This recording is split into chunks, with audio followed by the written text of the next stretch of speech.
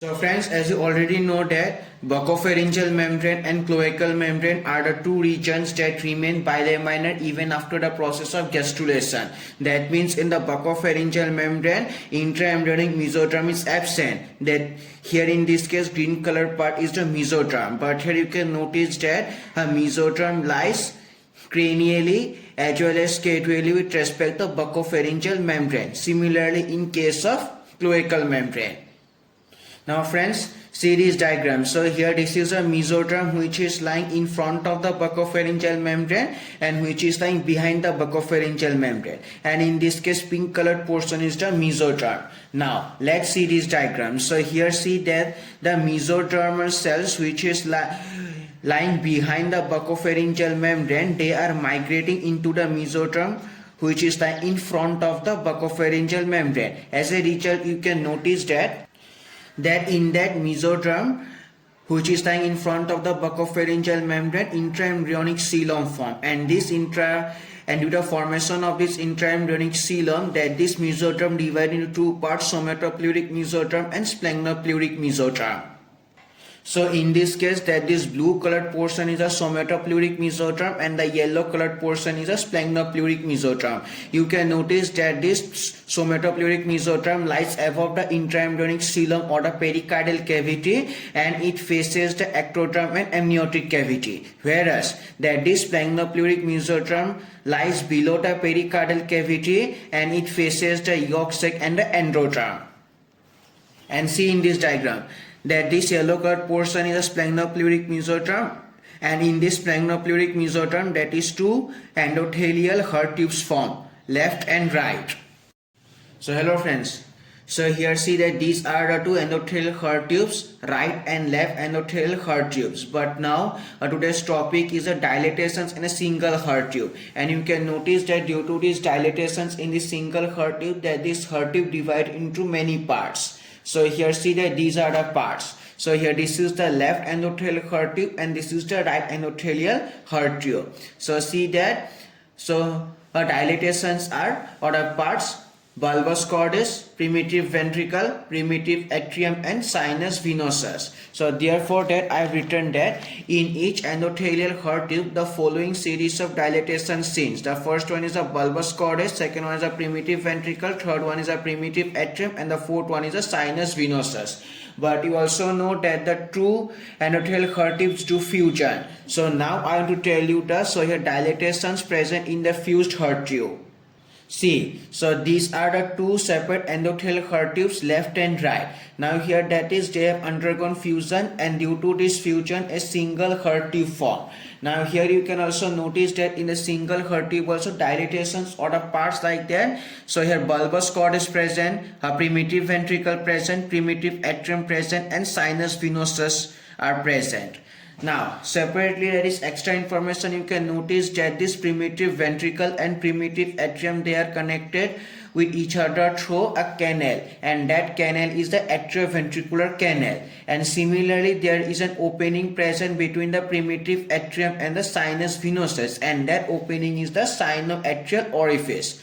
So therefore I have written the following dilatations are present in the fused heart tube, which are bulbus cordis, primitive ventricle, primitive atrium and sinus venosus. Now I will discuss what is atrioventricular canal. So again, so the canal which connects primitive ventricle with the primitive atrium is known as atrioventricular canal. See that they are connected. So therefore I have written the canal through which primitive atrium and primitive ventricle do communication with each other, and that canal is known as AV canal, simply you can say, or the simple that is atrioventricular canal. Now again, sinoatrial orifice, simple, it is the opening between this primitive atrium and sinus venosus. So therefore that sinoatrial orifice, the opening through which primitive atrium connected with sinus venosus, and that opening is known as sinoatrial orifice. So I have discussed our atrioventricular canal and sinus venosus. So now you can see that this is the sinus venosus of the fused endothelial heart tube. But now in my next topic I will discuss what are the parts and tributaries of the sinus venosus. So see, so here parts and tributaries of sinus venosus. So in this case, I have only marked and highlighted primitive atrium and sinus venosus because I want to talk about basically about the parts of the sinus venosus and also about the sinoatrial orifice. So see that. So as you know that this is a sinoatrial orifice and this green colored part is a primitive atrium and the whole part is a sinus venosus and it's a sinoatrial orifice. So if you want to see the parts, so this is the body of sinus venosus and these are the two horns of the sinus venosus. So see that, so here body and two horns, right and left horns. So these are the parts of sinus venosus. Now I want to discuss about tributaries. So here you can see that each horn, that is both right and left horns, they are joined by three veins. So first of all, I will tell the name of the veins. So that the yellow colored vein is the vitelline vein. Yes, I know that the color of vein is blue color, but in order to show the different tributaries, I have marked in different colors. So see that the yellow colored vein which is the vitelline vein and this the umbilical vein. These are the two umbilical veins, brown colored umbilical veins, and these two pink colored veins are the common cardinal veins. So therefore that I have written that so parts of sinus venosus are body, next left and right horns, and next also I have written that each horn joined by three veins. What are three veins? A vitelline vein, umbilical vein and common cardinal vein. And also tributaries of sinus venosus. So here left and right vitelline veins, and next left and right umbilical veins, and third left and right common cardinal veins. So that's all. But now I want to discuss you further. So here regression of left horn and its tributaries. So see that. So now again you can notice that this is the primitive atrium and this is the sinoatrial orifice, this is the body, and these are the two horns.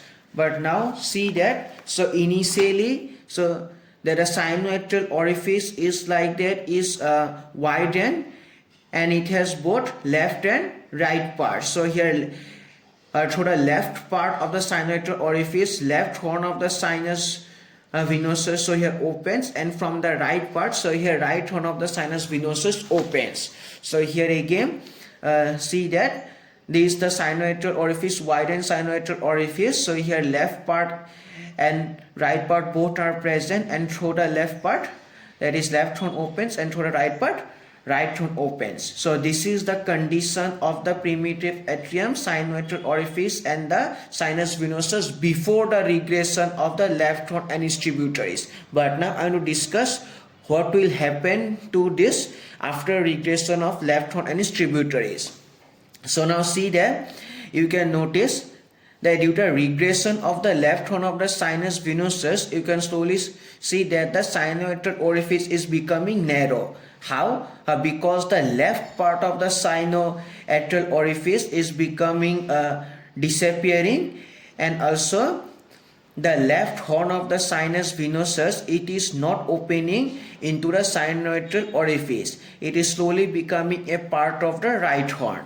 And here see that finally that due to complete regression of the left horn of the sinus venosus, you can notice that the sinoatrial orifice becomes narrow completely, whereas that is each left part completely disappears and each right part remains, and as a result what happens that the right horn of the so this is the part. So this is the right horn of the sinus venosus and this is the left horn. So you can notice that due to the complete narrowing of the sinoatrial orifice, only the right horn of the sinus venosus opens into the sinoatrial orifice and also communicates with the primitive atrium, whereas that is the left horn of the sinus venosus does not open and it becomes a new tributary for the right horn of the sinus venosus.